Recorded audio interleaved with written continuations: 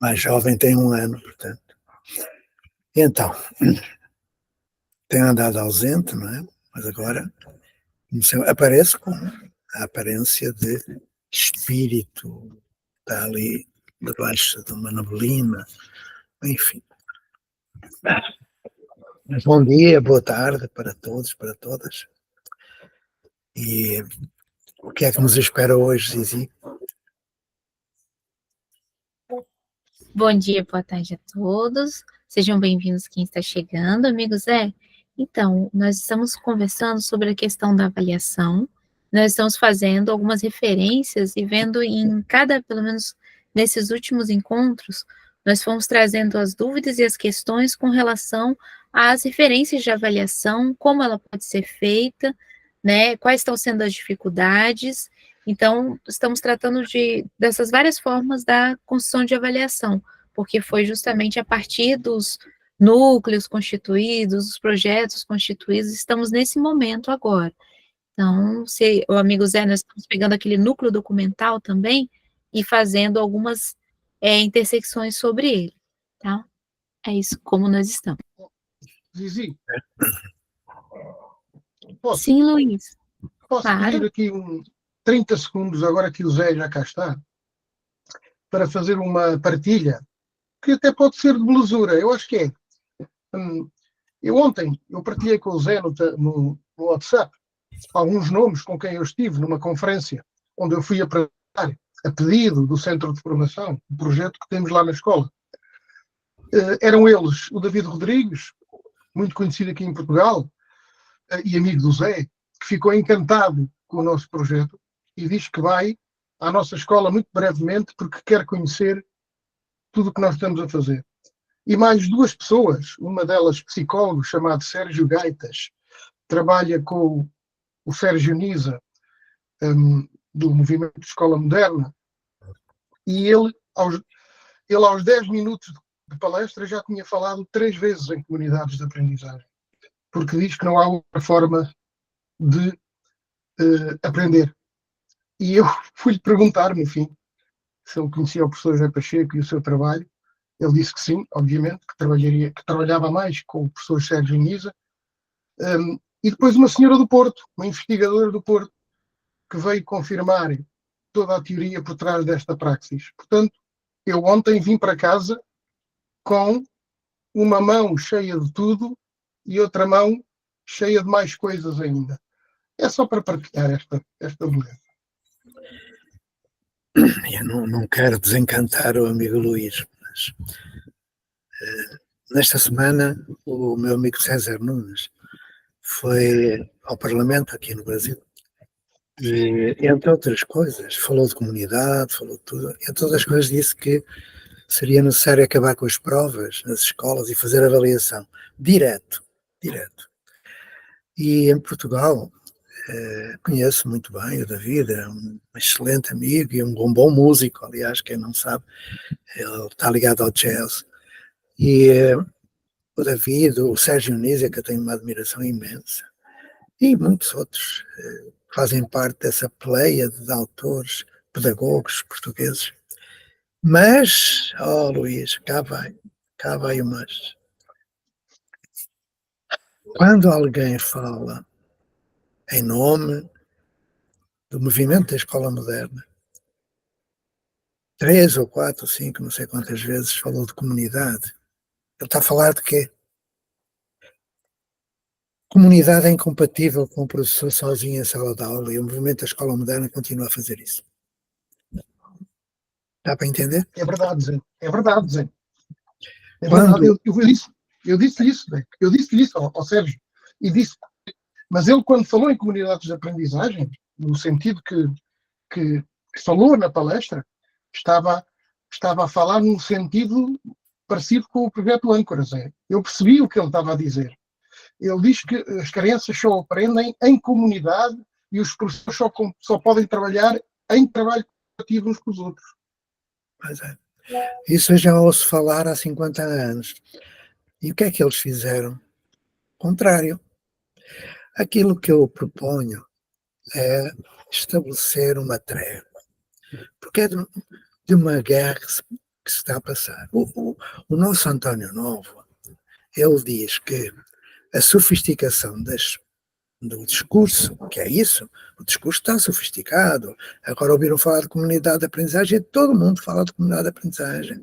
Agora já vi novas construções sociais. Quer dizer, quando surge alguma coisa, e essa alguma coisa surge quase sempre de um círculo a que eu pertenço, não é só de mim, e imediatamente os teoricistas aproveitam para fazer discurso, escrever livros, fazer teses, mas fazem exatamente o contrário daquilo que escrevem.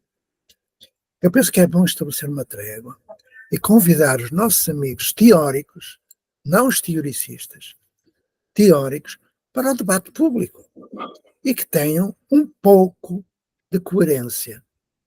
Basta um pouco de coerência. Lá começo eu a tremer e a falar mais alto. É terrível. Quando o movimento da escola moderna, na década de 80, foi visitar a Escola da Ponte, a primeira pergunta que eles fizeram: onde está a imprensa Freinet? E eu disse: está no museu. Ficaram escandalizados. Naquela altura, nós tínhamos sido a primeira escola a adotar os computadores. Estou a falar de 1985, 86, por volta da criação da Lei de Bases. Nós já tínhamos computadores, para que é que trabalhávamos a imprensa? Agora, havia um momento ou outro no ano em que nós ensinávamos às crianças como era antigamente uma tipografia, como se fazia jornal. Íamos buscar a imprensa Freinet, que estava lá no nosso museu, e utilizávamos os caracteres de chumbo, a tinta, tudo isso. Mas que chatice.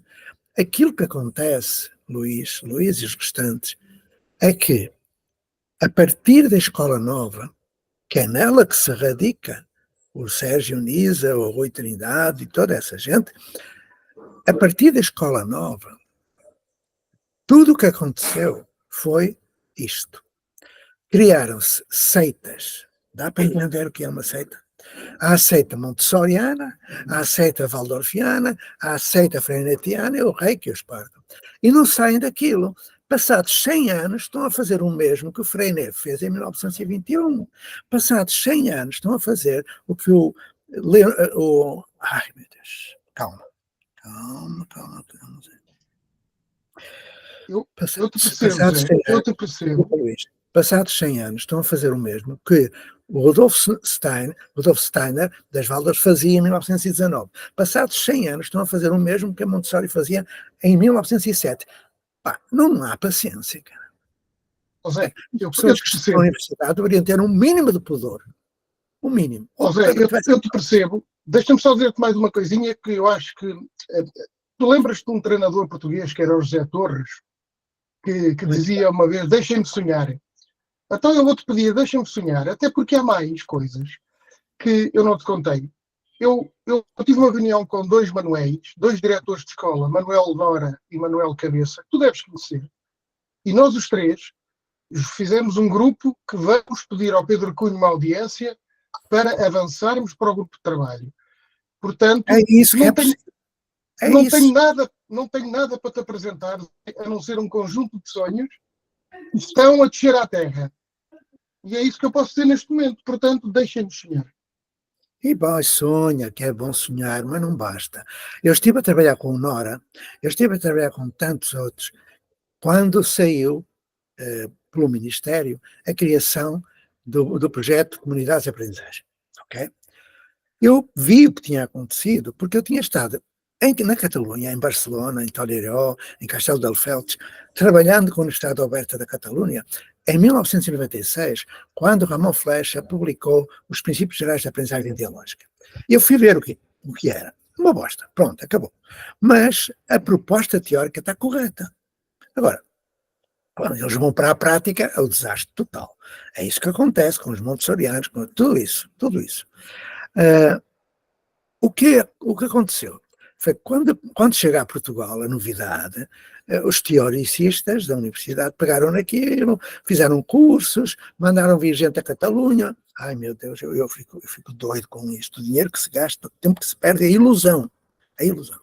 E aí eu falei com vários diretores de agrupamento, não vou mais citar nomes, mas tu conheces muitos deles, e falei na possibilidade de fazer o projeto de comunidade de aprendizagem. Mas de comunidade de aprendizagem, não era dessa porcaria que está a acontecer por aí. O que fizeram? fizeram aquilo que o Ministério mandou. Uma literatura literária, mais um projeto semanal, mais um... olha, meu Deus, caramba, o prejuízo que isto tem, porque são esses indivíduos que têm influência junto do Ministério. E são indivíduos incoerentes, são indivíduos que não merecem absolutamente respeito nenhum, porque eles complicam tudo, fazem adiar a mudança, porque falam bem, escrevem bem e fazem o contrário daquilo que falam, daquilo que escrevem. Mas, para o Ministério, isso é ótimo, porque tem uma cobertura. É aquilo que o grande Darcy Ribeiro chamava os áulicos. Então já viste que eu já estou fora do prazo de validade, estou prestes a sair disto. Não estás nada. Mas vou-te dizer que esse movimento foi da universidade para o Ministério. Este movimento vai do chão de escola para o Ministério. É diferente. Faz toda a diferença. Quando houver diretores, e cada vez há mais aqui em Portugal, cada vez há mais, perceberem que esse é o caminho, embora muitos não o sabem fazer, é correto, mas percebem que esse é o caminho.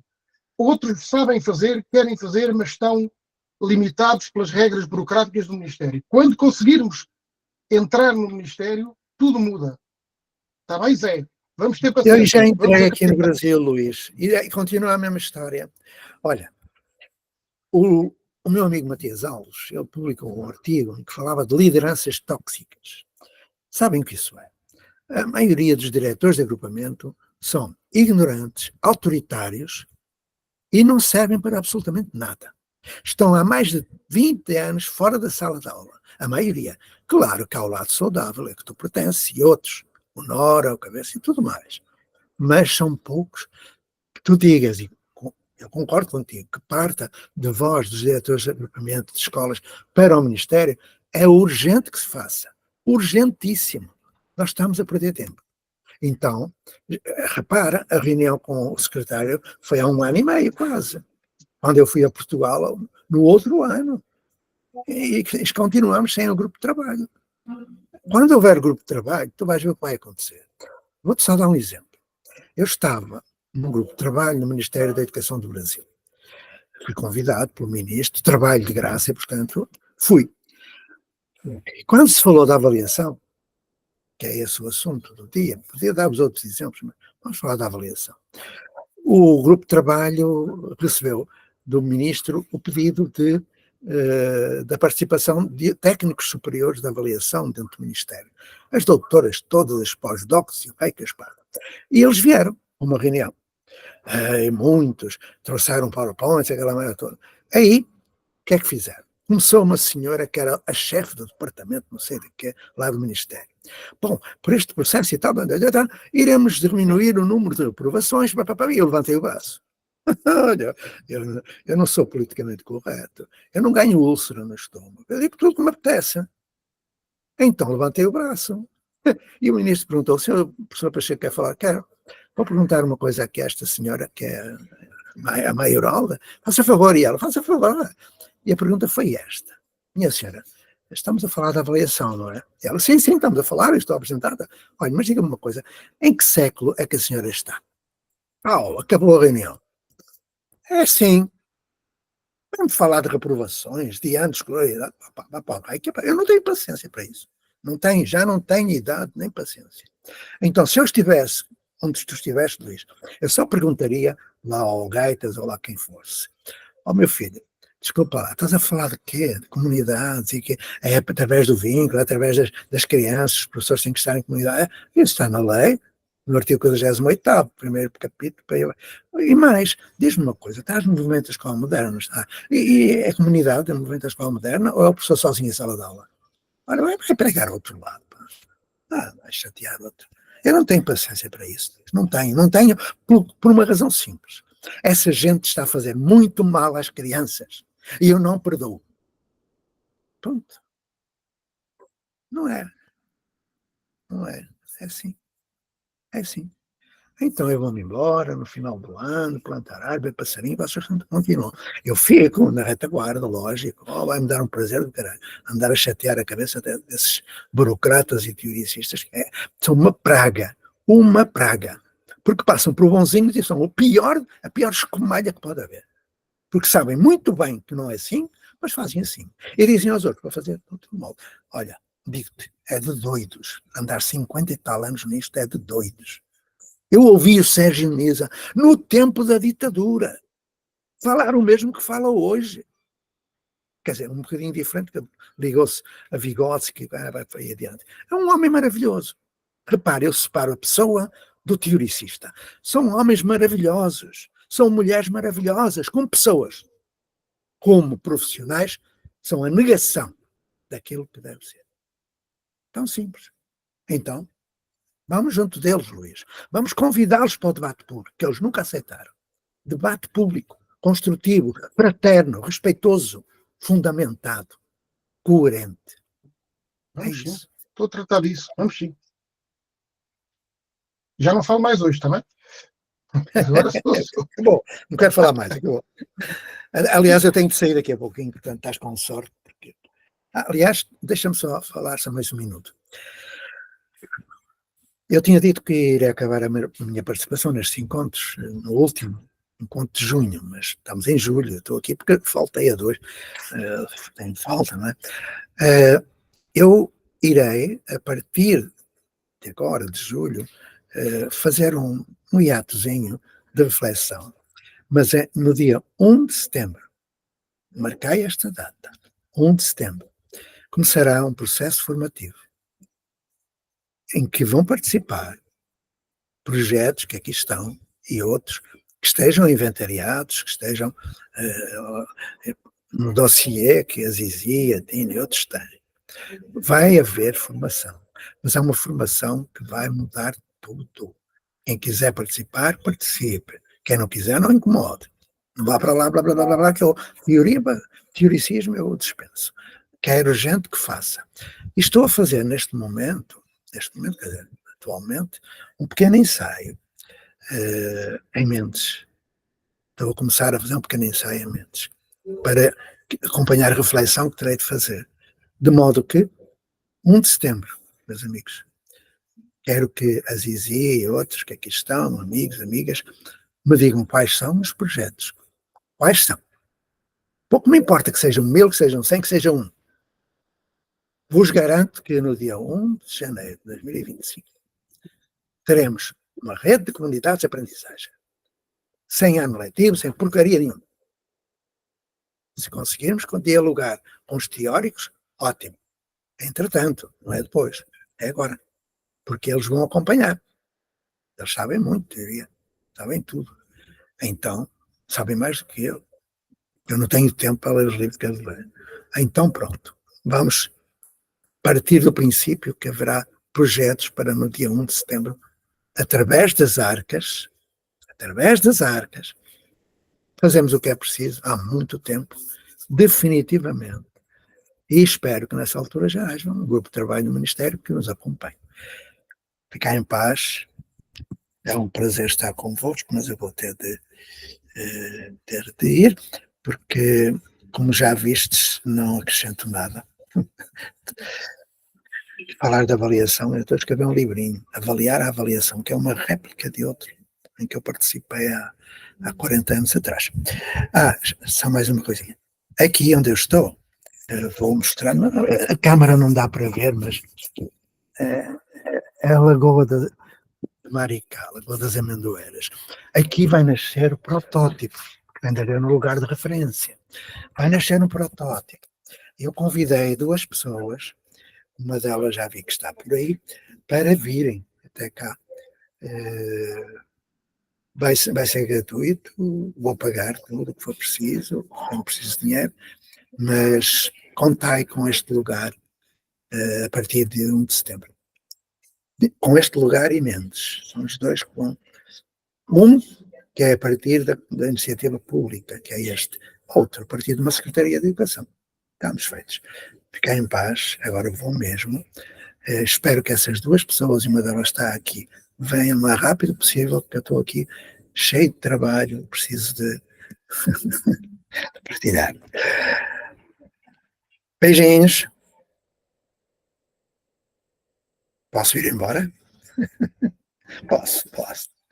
Porque eu vou agora sair. Só se voltar. Não, vou sair agora. vou aí tratar de uns negócios. Tchau. Gratidão. Bom, Helder, estamos com a mãozinha levantada, você gostaria de colocar, Helder? Não sei se você chegou a tempo, mas nós estávamos organizando a questão dos critérios de avaliação, né, trazendo reflexões das referências, né, não deu nem tempo que o amigo Zé ele trouxe outras questõezinhas. Sim, inclusive a gente está avaliando o nosso próprio movimento, né, na instituição dele, no que está instituído, né, nessa conversa que o Osho está fazendo com o governo português, e que essas interlocuções que a gente faz aqui também, dos projetos, né, e do particular, é que essa aprendizagem de fazer, de nos colocarmos, não como educadores pronto e acabados, mas como aprendizes, né, nessa dimensão instituinte, que é a melhor coisa que tem, né, gente? Pessoas que ficam falando demais, mas que não tem uma turma piloto, que não tem um lugar para interagir, que não tem um lugar para trabalhar, para fazer as propostas educacionais em que se aprenda também, né? Não faz sentido, né? Então eu só queria parodiar, né, aquela frase do Pacheco que fala que escolas não são prédios, né? Escolas são pessoas, e pessoas são seus valores. Também escola não são projetos, né? Então os projetos eles têm uma ciclicidade também, né? E se criam projetos. O importante é que na rede a gente perceba que para a sua instituição tem uma dimensão do instituído aí, que geralmente é muito teórico, universal, e que é muito diferente da prática. Outra dimensão é o institucionalizado, que eu estou mais ocupado com isso, muito preocupado com isso, e a questão do instituinte, que a gente está aí aprendendo. Eu estava ouvindo a apresentação na semana passada de Sorocaba, muito interessante a condição aprendiz ali da professora, do passo dela, e a escuta, e uns ajudando aos outros sobre o percurso que ela está construindo ali, complementando, né, somando aquele processo dela. Acho que isso é muito bonito. Agora, uma dimensão que eu vejo aqui, que inclusive eu quero me debruçar até em outros encontros, né, de coordenação mesmo, de conversar, é da institucionalização, que não é nem legitimar esse trabalho no campo das políticas públicas oficiais, nem também o chão de escola, que é muito importante também, todas as duas dimensões são importantes, mas a dimensão do institucionalizado, né? Ou seja, qual é essa singularidade do institucionalizado? O que nós vamos produzir juntos, né? O que nós vamos fazer a partir desse momento, como esse 1º de setembro que o professor José acabou de falar, né? É uma institucionalização de pontos de redes que se encontrem nos seus diferentes andamentos, nas suas singularidades. Como vamos fazer isso, né? Eu, particularmente aqui, eu tenho desenvolvido um projeto dentro da universidade, que não instituiu o projeto, mas ele está institucionalizado, que é um projeto de ensino, pesquisa e extensão. Na verdade, é de aprendizado, investigação e comunicação, tá? Em que o coração deles são as redes, as arcas, melhor dizendo, né? Então, acho que é fundamental esse espaço de convivência em que a gente começa a se fortalecer, né? Não só epistemologicamente, não só legalmente, porque as leis de Portugal e do Brasil estão conosco, a fundamentação epistemológica em educação também sim está, se assim estamos consentâneos com ela na prática. Agora, a questão, para mim, maior é a consolidação disso, o trabalho disso entre a gente, a rede mesmo, sabe? Para além desse encontro aqui, que é muito importante, o que podemos fazer? Acho que um elemento importante é esse encontro aqui, para avaliar essa institucionalização, mas o que mais podemos fazer para estarmos em rede? Para que a escola, ela não seja projetos, não sejam prédios, também não seja rede, mas que a rede, eu possa ser pertencente a essa rede internacional aqui, né? Eu possa aprender com vocês em qualquer lugar, a qualquer momento, meus estudantes, os aprendizes, eu e os aprendizes que estão comigo, possam estar também nessa rede, né? Essa que é a minha reflexão aqui, que eu gostaria de compartilhar com vocês.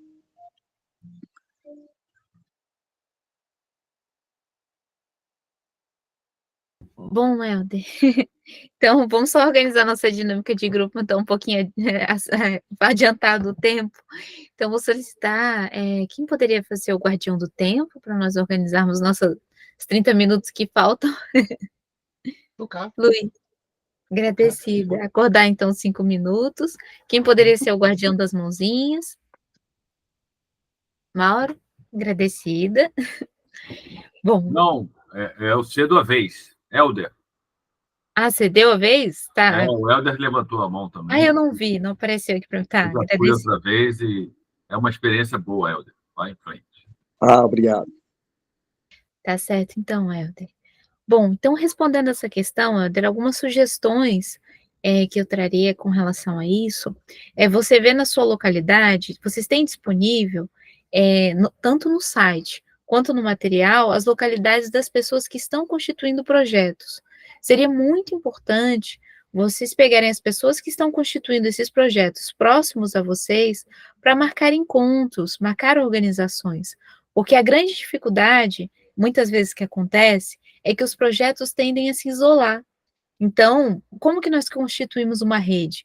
Nós precisamos pegar as pessoas que estão próximas a nós, ou que nós temos aqui o círculo de vizinhança, o nosso círculo de vizinhança, e começar a fazer essas conexões com os círculos de vizinhança, para que os projetos comecem a se apoiar e construir essas redes de ligação de projetos, além do que nós fazemos aqui também. Então, por exemplo, todas as pessoas que estão ligadas a esses projetos também são muito bem-vindas a participar não só das reuniões e os encontros aqui da formação, né, de sábado, mas também a constituirmos, por exemplo, se vocês tiverem intuitos nas localidades, assembleias das regiões e também assembleias que nós possamos fazer com todos, que tragam dúvidas, questões. O que nós estamos constituindo aqui, além da própria formação em si, também são assembleias gerais, porque elas estão correlacionadas a dúvidas que têm uma referência para todos, né, de como constituir, como fazer. Nós estamos fazendo agora uma base de avaliação, porque está correlacionado a tudo aquilo que já foi repassado, trazido e organizado. Mas é importante que as pessoas tragam o que estão fazendo, como estão organizando, o que está acontecendo, quais são as dúvidas, para que nós possamos desenvolver ainda e avançar nessa questão, né? Então, eu só queria trazer essa sugestão para que você desse uma olhadinha na listagem que tem, onde estão expostos todos os projetos, para tentar fazer essas conexões, porque isso possibilita com que regionalmente se fortaleça, porque às vezes a grande dificuldade é essa. E também até com pessoas que são próximas a essa região, para fazer trocas, né? Vamos fazer visitações, organizações, isso ajuda bastante. Eu daria essa sugestão, tá? Se alguém tiver mais alguma sugestão também para fortalecer essa questão.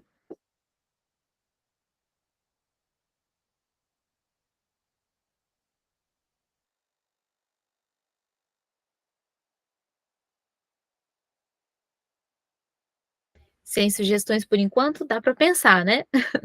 Porque temos outras estratégias que podemos utilizar também, né? Eu gostaria de trazer uma reflexão para vocês sobre essa questão da avaliação, que nós estávamos falando, né, na semana passada, ainda sobre outras abordagens da avaliação, mas sobre o parâmetros e critérios de avaliação.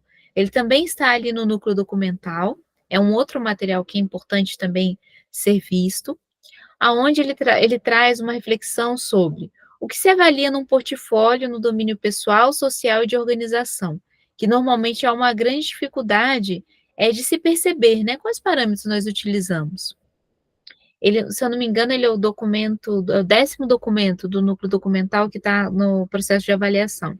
Então, ele tem assim, aquisição e aplicação relacional, indicadores de competências transversais, aquisição de saberes, critérios de evidência de aprendizagem, mobilização de saberes, geração de competências, adaptação às mudanças, capacidade de pesquisa, resolução de problemas, transferência das competências para situações diferentes, criatividade, autonomia, espírito crítico, responsabilidade e capacidade para trabalhar em equipe.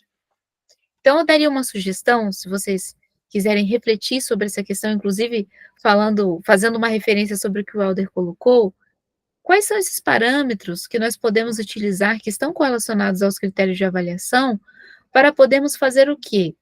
Construirmos com essas pessoas que são afins, que estão buscando em como fazer esses parâmetros para avaliar essa construção que está sendo feita. Então, para isso que servem os parâmetros e critérios de avaliação em uma construção de paradigma de aprendizagem, paradigma de comunicação.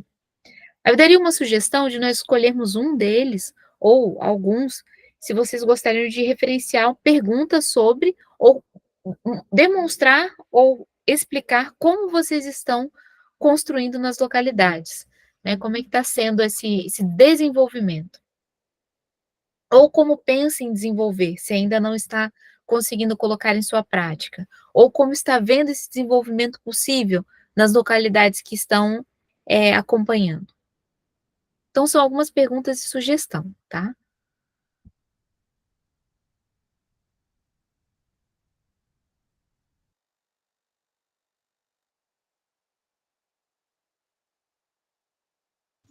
Essas questões, elas são muito vivas em mim. Obrigado, viu, Zizi, né, que eu estou aqui num espaço, por exemplo, que é um jardim chamado Jardim Mandala, que é um jardim que foi construído na Faculdade de Educação, logo a 50 metros. É um espaço atual de aprendizagem do projeto, sabe? Em que ele é feito... Eu estou numa casa Chacriabá. E, assim, perceber que a escola que queremos é isso, né? É essa busca de contato, de conexões, de relacionamentos que vão gerar um ponto de liga a construir algo juntos, né? Uma comunidade, é algo da mais fundamental importância para mim. Eu tenho feito aqui, gente, esse mapeamento de espaços potenciais de aprendizagem, atualizando esses espaços, não só sendo potenciais, e de pessoas também. Está sendo bem interessante isso aqui, né? E a minha... acho que meu desiderato aqui é isso, a gente conseguir avaliar isso também de maneira... Eu vou fazer isso que você falou, Zizi, achei bem interessante, de olhar os dados de alguém do povo que queira estar junto comigo aqui na localidade, para que a gente fortaleça a rede aqui mais local ainda, mas eu vejo que esse processo, em termos mais amplos, né, pensando numa rede internacional, é muito interessante também, né, porque a gente não tem tantas barreiras, né, com esses recursos que nós temos aqui, a gente pode pensar numa escola no mundo, né, que a Arca, talvez eu possa ser seja um pouco quimérico que eu esteja falando, mas eu não vejo tanto, não, de uma escola que nós sejamos uma escola aqui. Eu me sinto um aprendiz de vocês aqui.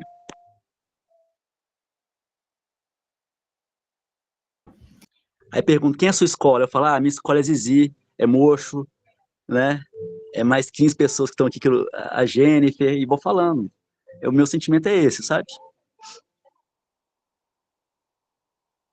Então, eu tenho uma sugestão que eu faço também com relação a essa questão.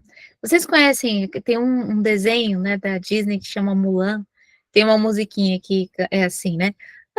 Andam sempre 2 a 2 para dar equilíbrio. Inverno e verão é a primeira questão. E assim desenvolve a musiquinha. Mas a ideia seria qual? Uma sugestão.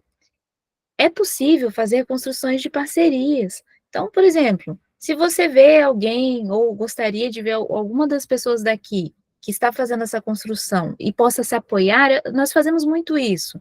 Falar com algum projeto e trocar um pouco o que está acontecendo entre os tutores desse projeto, seja Brasil ou Portugal, ou próprio Brasil, ou em Portugal, Brasil, para poder ajudar a fazer esse desenvolvimento. Então, é uma possibilidade também. Nós temos autonomia do fazer. Então, se você tem essa destinação ou vê alguém, né? Nossa, vejo que é muito parecido a sua realidade com a minha. Vamos fazer uma reunião entre nós para poder os tutores conversarem entre si e ajudar a se apoiar na construção que está sendo feita, ver as dúvidas e dificuldades.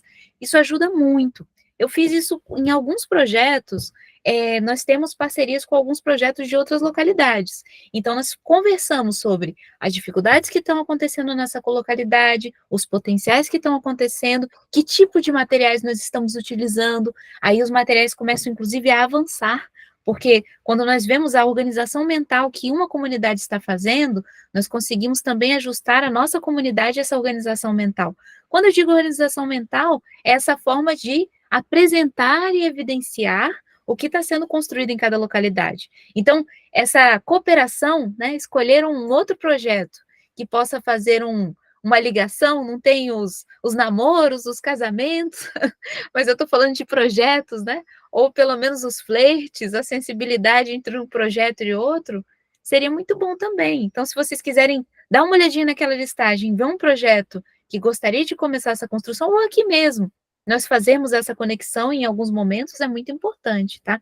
Daria uma sugestão também, Helder, que às vezes nós não conseguimos encontrar com todos os projetos ao mesmo tempo, mas nós podemos constituir relações de pouquinho em pouquinho com cada um, né? Ah, nesse mês eu vou construir uma relação com o projeto do Luiz. Luiz, vamos lá, quais tutores gostariam de conversar? Temos aí algumas crianças que gostariam de conversar com as outras, né? Isso é possível fazer, isso é muito bom, porque amplia limites, né? Ana Crista, como tem alguma tutora, uma mãe, vamos conversar, né? Ou daqui Jennifer, ou Bruno, tá já com a escola também da Floresta, vamos começar a fazer um mês de conversação com as crianças, os tutores dos projetos? Ou a própria Dani, né, do Estudo Sorocaba. Então, assim, nós podemos organizar também e fazer isso, vocês também têm essa autonomia, mas nós podemos trazer aqui essa questão, se vocês quiserem também, convites especiais entre projetos também são muito bem-vindos, tá? Lembrar que esse espaço é nosso, para nós construirmos juntos e juntas, e todas as ideias são muito importantes, tá bom? Nós estamos trazendo aqui e referenciando os materiais para ajudar a construção em cada localidade, porque muitas vezes é difícil, assim, pensar por onde eu começo, porque cada lugar constrói a sua aprendizagem. Mas por onde começar e no que se referenciar, é isso que a formação dá possibilidade, porque o desenvolvimento é da nossa autonomia e responsabilidade do fazer, né? Então, mais uma sugestão, tá bom, Helder? Espero que ajude.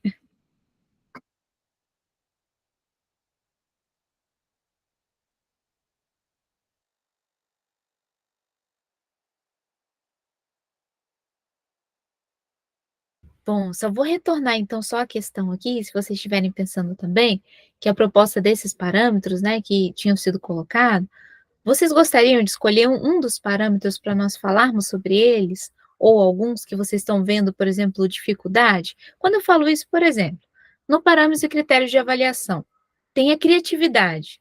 Como é que nós podemos trabalhar essa construção da criatividade num parâmetro de avaliação e como um critério de avaliação? Isso é uma questão complexa, e é uma questão que todos, conversando e vendo como estão fazendo nas suas localidades, ajuda a nós trazermos essa evidência. Porque, tecnicamente, nós sabemos, eu não sei se todos já estão acompanhando, mas saiu uma última notícia, que eles estão usando, inclusive, agora a inteligência artificial nas crianças, né, numa região oriental, a qual colocam uma tiara com chip, e eles fazem a avaliação da frequência cerebral da criança.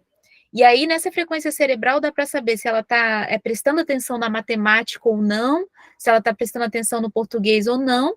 E aí, nesse controle, o professor pega e reforça a matemática, porque a criança está demonstrando que a frequência dela precisa de mais matemática.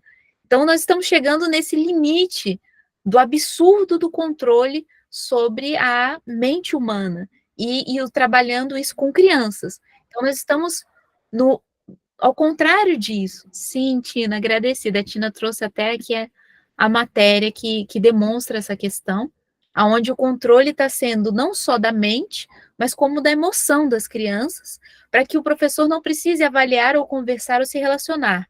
A inteligência artificial ela vai destinar para dizer se a criança está precisando mais de matemática ou mais de português ou mais de ciência. Então, quando, por exemplo, nós estamos aqui falando sobre parâmetros e critérios de avaliação sobre a criatividade, nós estamos fazendo ao contrário disso. Nós estamos trazendo a humanização e como nós podemos fazer para que as pessoas não cheguem a esse nível de controle. É claro que são projetos e inovações, todas as inovações do mundo, elas ocorrem em pequenas localidades e pequenas mudanças que, assim, em geral, não são vistas. Depois elas vão se mostrando como a raiz das árvores. As árvores estão conosco, nós estamos percebendo que sem ela nós não podemos viver. E, aparentemente, elas estão aí. Só que agora que elas estão faltando, é que nós percebemos o quanto elas são importantes para nós. É a mesma ideia das relações humanas e da humanização. Por isso que é importante também é que nós desenvolvermos e deixarmos essa referência. Porque tem muitas outras pessoas, como o Luiz colocou muito bem, né? Lembrando, Imagine, John Lennon, né? São muitos sonhadores que estão pelo mundo espalhado, mas não quer dizer que eles não existem. Eles estão construindo em cada pequeno movimento como sementes que estão desenvolvendo esses projetos que enraizam toda a humanização do que é ser humano. Então, queria reforçar essa questão. E trazer para vocês se vocês gostariam de falar, por exemplo, sobre a criatividade, que é um parâmetro e critério de avaliação de como nós podemos desenvolver essa construção da criatividade. A partir, claro, da comunidade de aprendizagem e também como nós podemos avaliar a criatividade, já que é uma questão que eles estão avaliando pela frequência mental a matemática que a criança não está conseguindo aprender e diz que isso ajuda na memória da matemática, mas como nós podemos desenvolver essa construção da criatividade? Sugestões? Ideias?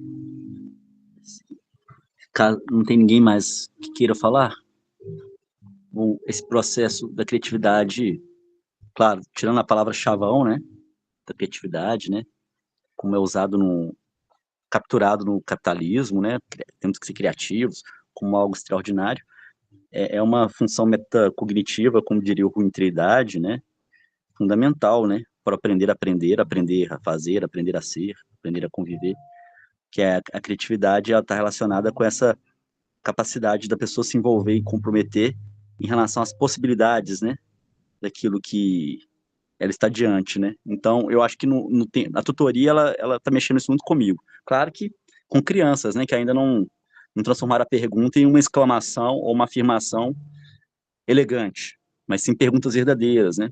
Quando elas escolhem um tema de pesquisa, se ela faz perguntas que estão relacionadas com hipóteses da sua cosmovisão, da sua visão particular, e isso vai surgindo um processo criativo entre como o próprio jogo hipotético dedutivo da ciência, né? Eu acho que a tutoria ali, ela tem me ajudado muito nisso, nesse pondo em prática o jogo hipotético dedutivo da ciência, né?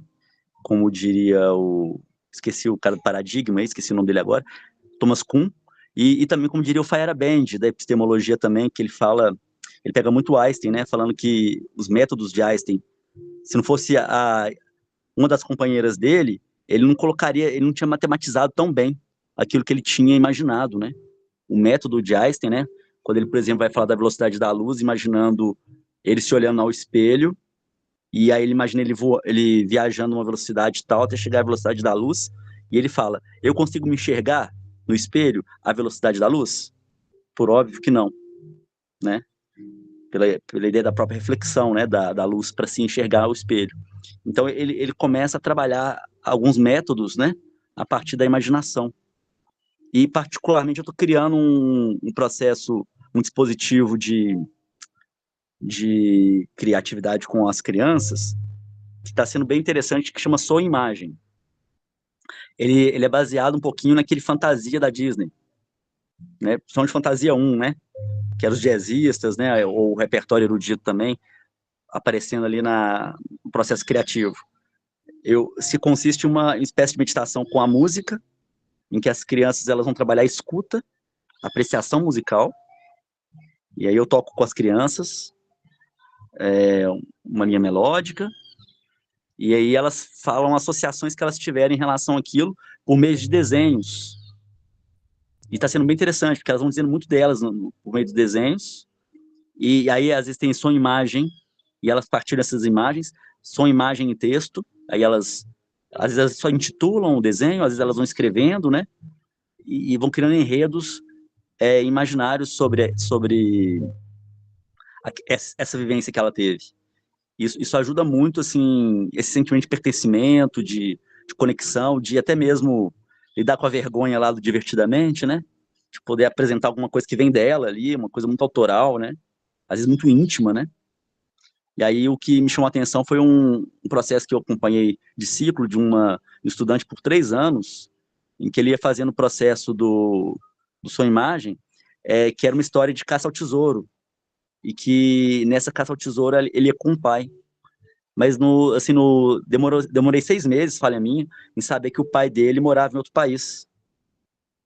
Então essa caça ao tesouro dizia muito dele, dessa viagem com o pai a barco, em busca de tesouros. Então, assim, acho que É uma experiência que eu gostaria de compartilhar com vocês. O som e imagem, né, que ficou o nome.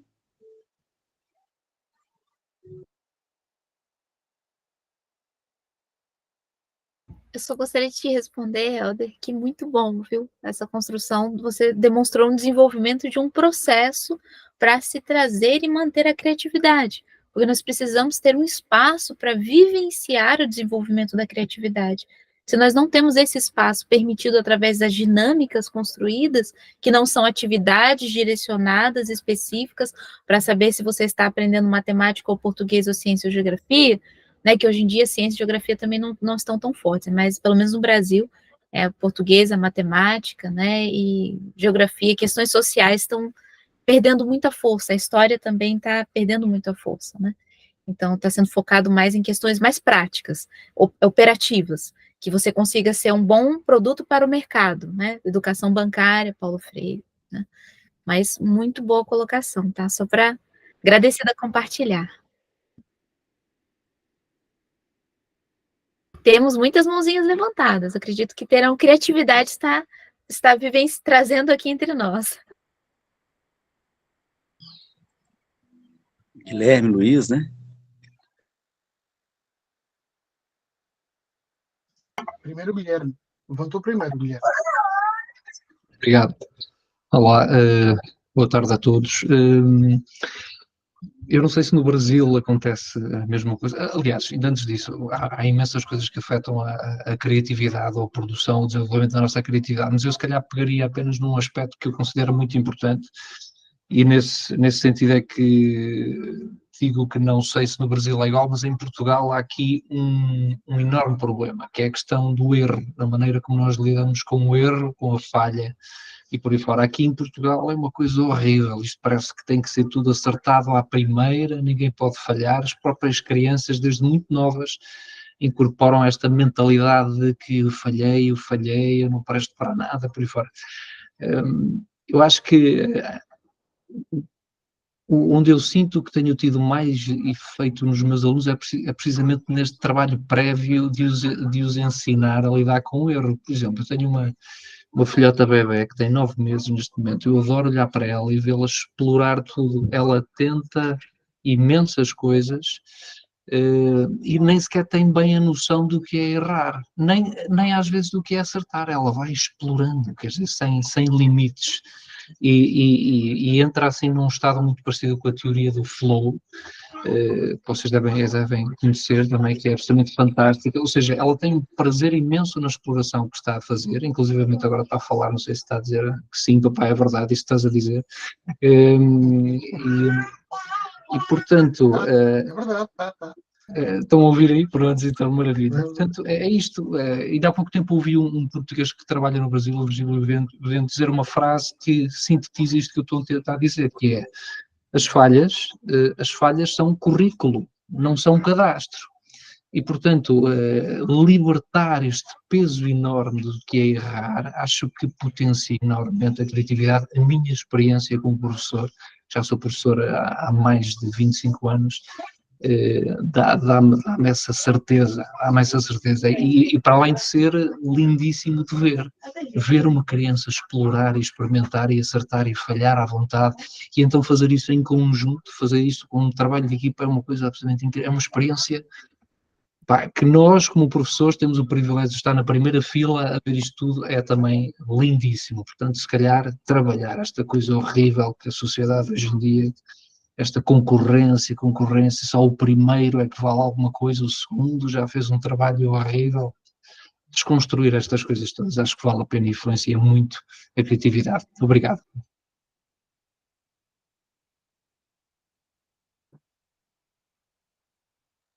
Só responder, Guilherme, agradecida a sua colocação também. Uma sugestão, nós estamos falando de alguns parâmetros dessa construção do desenvolvimento da criatividade.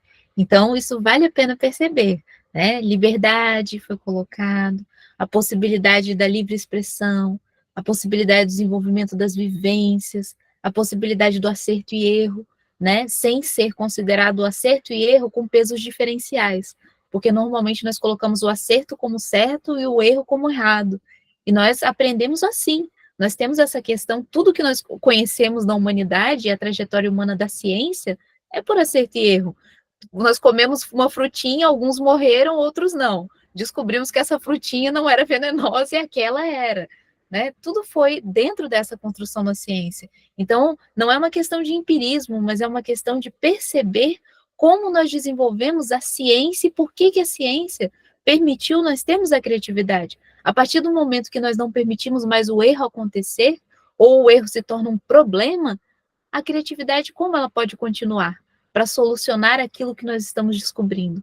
Então, daria essa sugestão de construir essa tabelinha com relação aos critérios de avaliação nos parâmetros do quê? Da criatividade, tá? Uma sugestão como nós formamos essa construção de avaliação. Mas era isso, agradecida, Guilherme.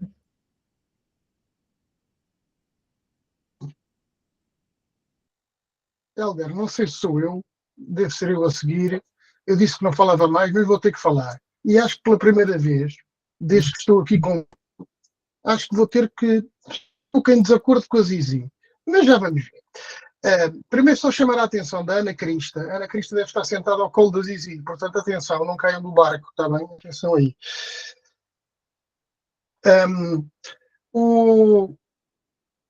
Eu vou dizer o que aprendi com os meus meninos este ano com o projeto. A criatividade, para nós, passou a ser algo que alguém cria. Cria de criar, não é? Criatividade tem a ver com criação, ser autor de qualquer coisa, não é? Então, eu digo já que não há certo nem errado na criatividade. Não há certo nem errado. Há apenas o caminho que se faz para chegar à aprendizagem. Se eu for criativo, é difícil ser criativo e não aprender, não é? Portanto, naquilo que eu estou em desacordo com a Zizi, é que eu acho que não é preciso criar parâmetros para a criatividade. É preciso deixar o aluno ser autor do que faz e perceber se, através dessa autoria, ele chega ao resultado que quer. Porque, eu vou dar um exemplo muito engraçado. Uma vez fui a Amsterdão, ao Museu Van Gogh, e a primeira coisa que vi na entrada foi um quadro, uma tela, não é, como vocês dizem, toda pintada de vermelho. Toda.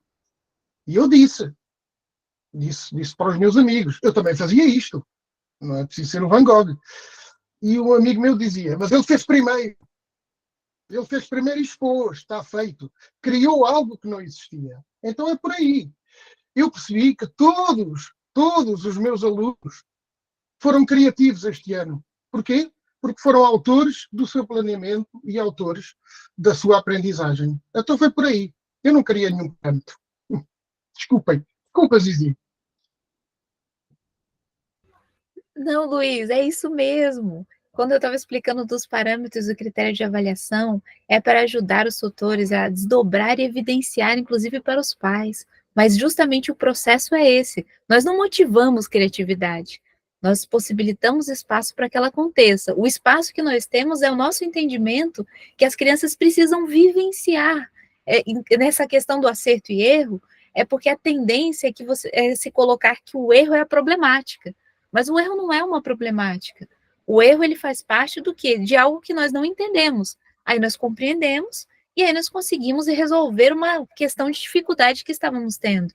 Mas não é pela questão que o Guilherme estava colocando. Mas só para trazer esse outro parâmetro. As crianças, quanto mais elas têm essa autoria, com certeza. Então, por exemplo, como é que nós explicamos para uma pessoa que chegou, um tutor assim, uma vez um tutor chegou para mim e falou, eu só pedi um tempinho para explicar isso. O tutor chegou e falou assim, mas como é que eu deixo as crianças serem criativas? Qual é o meu parâmetro? E justamente isso, o Luiz colocou, o erro faz parte do processo criativo que não deu certo, só precisa criar outra vez e outra vez. E a Tina colocou, o erro é parte do processo de aprendizagem, não faz sentido punir o erro. Então, são essas colocações que são o quê? Parâmetros e critérios de avaliação para demonstrar como exemplificar que a criatividade, ela pode ser feita, só que a questão é que nós temos que permitir o espaço. Nós não vamos fazer uma atividade de criatividade, nós vamos trabalhar o processo de aprendizagem, que é a própria criatividade. Bom, afinal, estamos de acordo. Isso, Luiz, é isso que eu queria dizer. Bom, já coloquei. Vou passar aqui que eu vi que as mãozinhas estão levando. Ana? Alô, boa tarde a todos. Então, Zizi, eu concordo muito com o que disseste, que tem a ver com a criação de um espaço seguro e um pouco estimulante também, com algumas características que com o tempo estimulam, pronto, nós percebemos que ajudam o processo. No caso da música, completamente. Eu também trabalho numa área que já foi chamada de cidadania no primeiro ciclo, mas que depois caiu porque houve aí uma série de questões com este termo, e então agora chama-se filosofia com crianças. Mas na realidade isto para o primeiro ciclo é muito abstrato, apesar de ser, pronto, uma parte da vida delas, não é? Não tem a ver com aquele dia a dia, porque eu trabalho em escola pública e escolas com modelos muito tradicionais.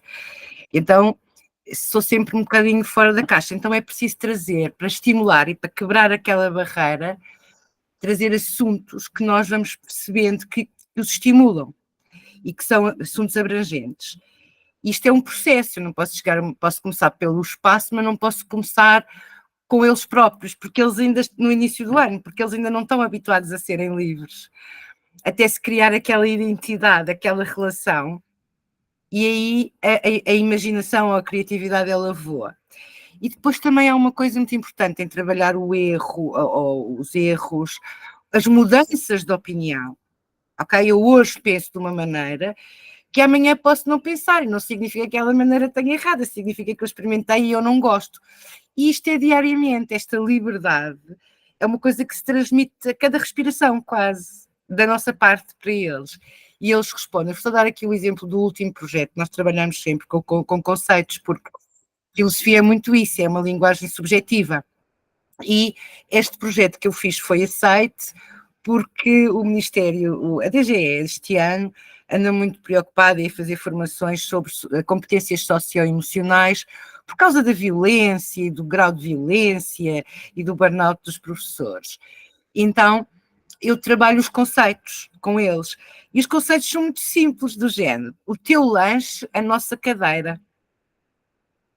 Porque os adultos, é uma coisa que eu noto muito na escola, os próprios adultos, quando crescem, a maior parte dos adultos não tem este conceito de nós. Não tem.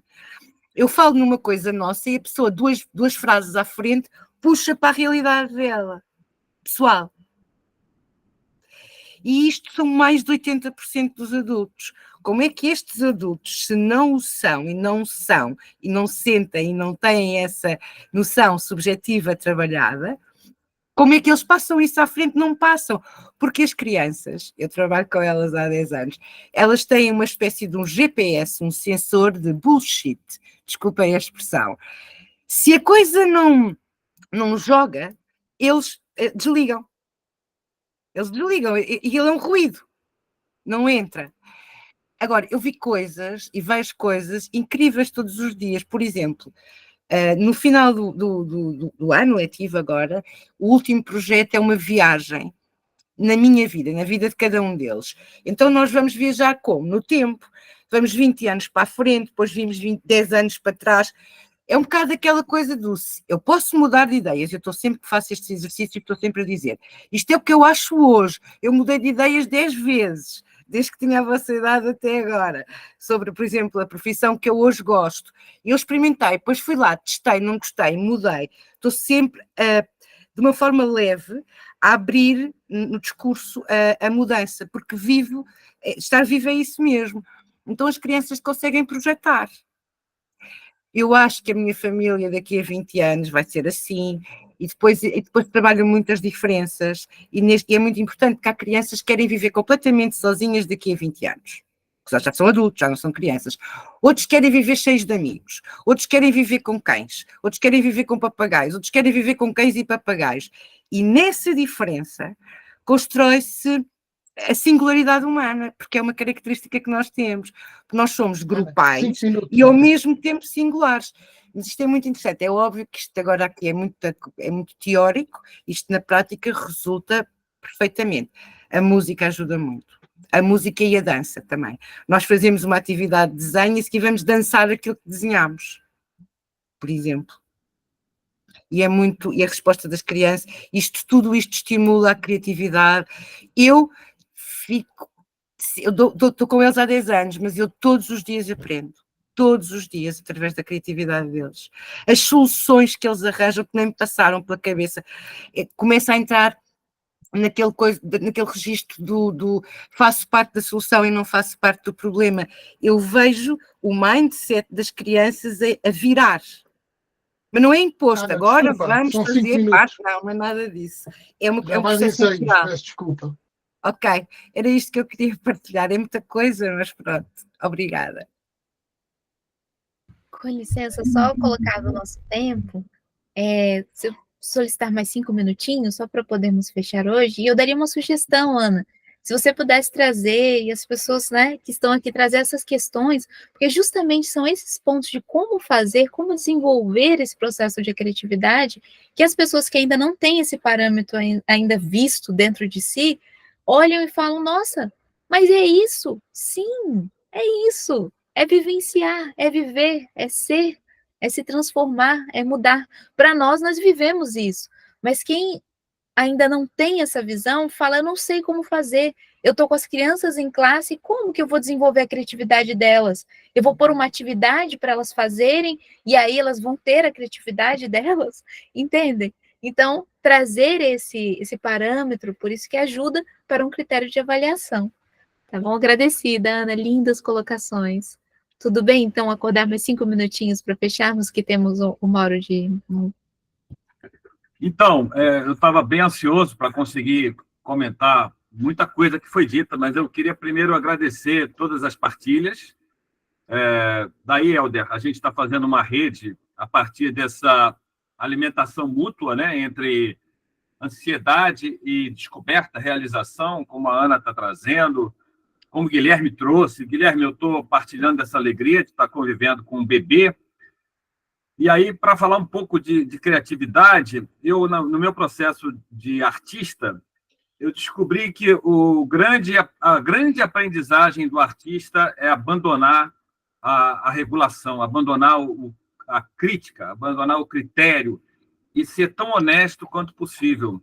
Um pouquinho de talento, mas o grande trabalho é despir-se da crítica, despir-se da cópia, despir-se da expectativa de ser aceito e de entrar um dia num museu. Não, estar no museu pode acontecer ou não. O grande compromisso é consigo mesmo, com a sua vertente, com a sua alegria, com a sua capacidade. E a capacidade de criar é tão inata quanto a aprendizagem, porque nada existe que a gente perceba antes da gente formar essa ideia dentro. Então, a criação é de um bebê que vê uma pessoa e dentro dele está composta aquela imagem, aquela voz, aquele significado, aquele nome. Criar aprender é criar, ou seja, é fazer com que aquilo que existe fora comece a ter sentido internamente. E para não estender muito, já que são nossos 5 minutos, nosso tempo é muito precioso, Luiz, eu entendo a preocupação do nosso amigo Zé. Ele é permanentemente um crítico dessa parede invisível que existe entre teoricistas e praticistas, entre uma reiteração teórica e uma troca de teóricos que não mexe na prática, e entre uma prática que se reitera na tradição, se reitera na hierarquia, se reitera no hábito, na premissa de que nossos filhos, nossos netos vão aprender que nem nós. Então, esses universos, eles estão opostos, eles estão separados. E você e outras pessoas trazem a grande virtude, a grande tarefa de dizer, não, ok, eu estou olhando a teoria, mas eu estou alterando a prática, e vice-versa, não estou alterando a prática porque eu sou um intuitivo, eu estou alterando a prática porque eu estou buscando fundamento. Então, você vai ter esses embates que o amigo Zé menciona muitas vezes, são desgastantes, são difíceis, são duros, são amargos, mas eles são necessários, eles fazem parte da trincheira, de conversar com os teóricos, de questionar as autoridades, questionar os elaboradores de políticas públicas. E você mais uma vez, vai ser muitas vezes criticado pelos teóricos por dizer, não, isso não pode acontecer, isso não tem fundamento e tal. Só que cada um de nós está lutando com uma parede invisível. E essa parede invisível vai se manifestar, às vezes, dentro e, às vezes, fora de cada um. É isso, não queria me alongar, mas consegui comentar quase tudo que eu ouvi. Obrigado, estou muito mais feliz agora ao final do que ao começo. Bom, então, em cima do nosso tempo, agradecida a todos, a todas.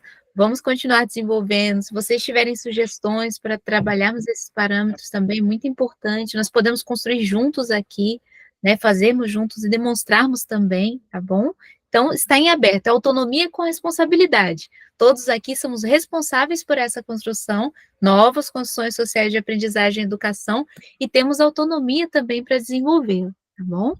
Então, um grande abraço, até o nosso próximo encontro. Abraço, bom fim de semana. Tchau, tchau, um abraço, bom sábado.